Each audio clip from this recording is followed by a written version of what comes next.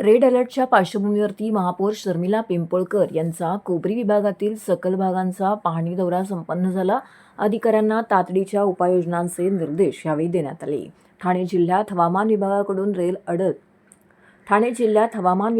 Red alert जारी करण्यात आल्याच्या पार्श्वभूमीवरती ठाण्याच्या महापौर शर्मिला पिंपळकर यांनी कोपरी विभागातील सखल भागांची प्रत्यक्ष पाहणी केली। मुसळधार पावसामुळे पाणी साचणाऱ्या ठिकाणांची पाहणी करत त्यांनी संबंधित अधिकाऱ्यांना तातडीने उपाययोजना करण्याचे निर्देश दिलेत। कोपरी विभागातील 12 बंगला परिसरात मोठ्या प्रमाणावरती वाहतूक होत असते। या ठिकाणी गुडघाभर पाणी साचल्याने नागरिकांना आणि वाहन चालकांना मोठ्या अडचणींचा सामना करावा लागत असल्याचे निदर्शनास आले।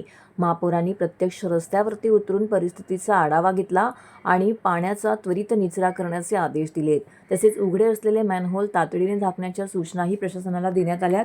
यानंतर त्यांनी कोपरीतील शंकर मंदिरासमोरील रस्त्याची पाहणी केली। मुसळधार पावसामुळे अनेक चेंबर ओव्हरफ्लो झाल्याचे आढळून आले, त्यामुळे चेंबर त्वरित स्वच्छ करून पाण्याचा प्रवाह सुरळीत करण्याचे निर्देश महापौरांनी संबंधित अधिकाऱ्यांना दिलेत।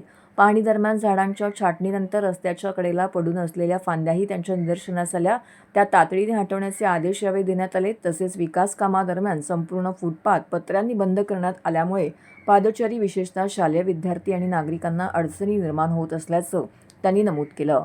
फुटपाथ तातडीने मोकळा करून सुरक्षित पादचारी मार्ग उपलब्ध करून देण्याचे निर्देशही त्यांनी दिलेत।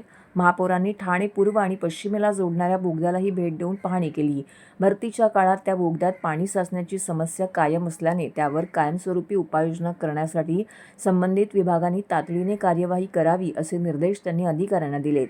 रेड अलर्टच्या पार्श्वभूमीवरती नागरिकांच्या सुरक्षिततेला सर्वोच्च प्राधान्य देत प्रशासनाने सतर्क राहून आवश्यक ती सर्व उपाययोजना तात्काळ राबवाव्यात असं आवाहन महापौर शर्मिला पिंपळकर यांनी केले आहे। सतत 3 दिवस 4 दिवस पाऊस चालूच आहे आणि आज प्रत्येक ठिकाणी ठाणे शहरामध्ये आपला पाहणी दौरा चालू आहे। आज कोपरी भागामध्ये पाहणी दौरा घेतलाय, कारण 12 बंगला या परिसरामध्ये आणि महादेव मंदिर आणि सिडको या ठिकाणी जे सखल भागांमध्ये पाणी साचलं होतं, त्यासाठी आपली सर्व अधिकारी टीम, सहाय्यक आयुक्त, आपले शिवसेने पक्षाचे सर्व महिला, आपले जयप्रकाश कोटवानी साहेब, आपण सर्वांसमेत आज हा दौरा घेतला आहे।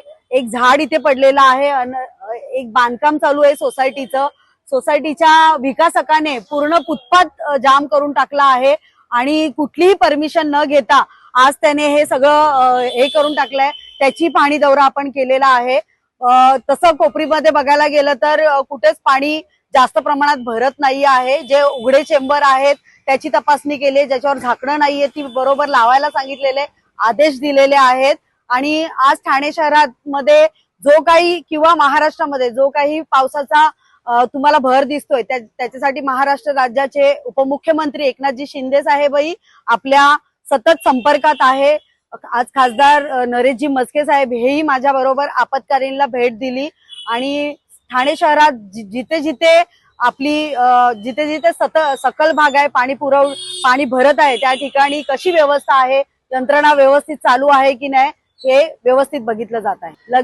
त्वरित त्याला सहाय्यक आयुक्तांना नोटीस द्यायला लावलेली आहे। हे जे झाडाचं सगळं पडलेलं आहे ते आज रात्रीपर्यंत सगळं क्लीन करण्याला आपण सांगितलेलं आहे।